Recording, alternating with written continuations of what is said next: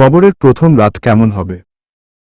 এটি এমন এক বিষয় যা আমাদের সবার জন্য অত্যন্ত গুরুত্বপূর্ণ এবং চিন্তার বিষয়। কুরআন ও হাদিসে এ বিষয়ে অনেক গুরুত্বপূর্ণ বর্ণনা পাওয়া যায়।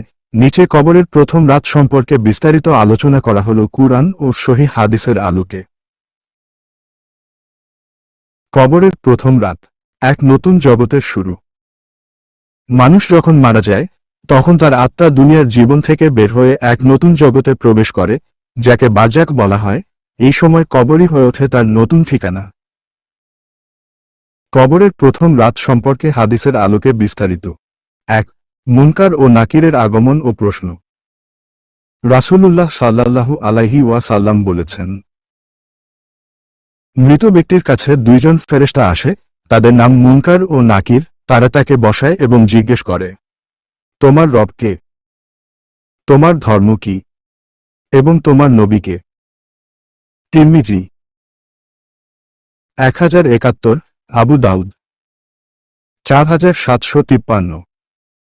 যদি মৃত ব্যক্তি ঈমানদার হয়, সে সহজেই উত্তর দিতে পারবে। তার উত্তর হবে, রব্বি আল্লাহ, আমার প্রভু আল্লাহ। দ্বীনি ইসলাম, আমার ধর্ম ইসলাম। নবীউসি মুহাম্মদ, আমার নবী মুহাম্মদ সাল্লাল্লাহু আলাইহি ওয়াসাল্লাম। তখন ফেরেশতারা বলবে, তুমি সত্য বলেছ এবং তার কবর জান্নাতের একটি বাগানে পরিণত হবে। ২. অপরাধী বা কাফের ব্যক্তির জন্য কবর। যিনি ঈমানদার নয় অথবা পাপের বোঝা বেশি, সে উত্তর দিতে পারবে না। সে বলবে, হায়, আমি তো জানি না। লোকেরা যা বলতো আমিও তাই বলতাম। তখন ফেরেশতারা তাকে এমনভাবে আঘাত করবে যে সে চিৎকার করবে, আর সেই চিৎকার কবরের চারপাশের সবকিছু শুনতে পাবে, মানুষ ও জিন ছাড়া। বুখারী 1338, মুসলিম 2870। কুরআনের আলোকে কবরের হালত। ১. সূরা গাফির 46। আগুনের সামনে তাদের সকালে ও সন্ধ্যায় উপস্থিত করা হবে, আর কিয়ামতের দিন বলা হবে, ফেরাউনের অনুসারীদের প্রবল শাস্তির দিকে নাও। এই আয়াত থেকে প্রমাণিত হয়, কবরের সময় বারজাক শাস্তি শুরু হয়। ২. সূরা তাকাসুর ৮। সেই দিন তোমরা অবশ্যই জাহান্নামের কথা জানতে পারবে। এই আয়াত অনেক মুফাসির ব্যাখ্যা করেছেন যে কবরেও জাহান্নামের এক ঝলক দেখানো হবে, যদি সে কুফরি বা গুনাহগার হয়। মুমিন বান্দার জন্য কবরের রাত।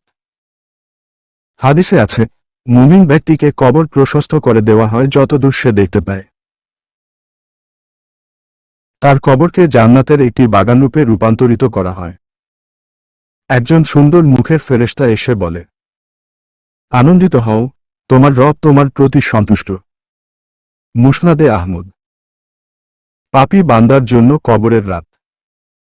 কবর সংকুচিত করে দেওয়া হয় এমনভাবে যে তার পাঁজরের হাড় একে অপরের ভেতর ঢুকে যায়। তাকে জান্নাতের দরজা দেখানো হবে, কিন্তু বলা হবে, তুমি এটা কখনো পাবে না। তার কবর আগুনে ভরে যায় এবং সে কিয়ামত পর্যন্ত আগুনে জ্বলতে থাকে। উপসংহার ও করণীয়। কবরের রাত ভয়ঙ্কর অথবা শান্তিময় হবে তা নির্ভর করে আমাদের জীবনের উপর। করণীয়: ৫ ওয়াক্ত নামাজ আদায় করা, গুনাহ থেকে বাঁচা, আল্লাহর ভয়ে কান্না করা, কবরের আযাব থেকে আশ্রয় চাওয়া। রাসূলুল্লাহ সাল্লাল্লাহু আলাইহি ওয়াসাল্লাম সবসময় আল্লাহুম্মা ইন্নী আউযুবিকা মিন আযাবিল কবর এই দোয়া পড়তেন। শেষ কথা, কবরের প্রথম রাত একটি বাস্তব এবং চূড়ান্ত পরীক্ষা। এই রাতের প্রস্তুতি আজই শুরু করতে হবে, কারণ মৃত্যু একদিন হবেই, এটাই চিরন্তন সত্য।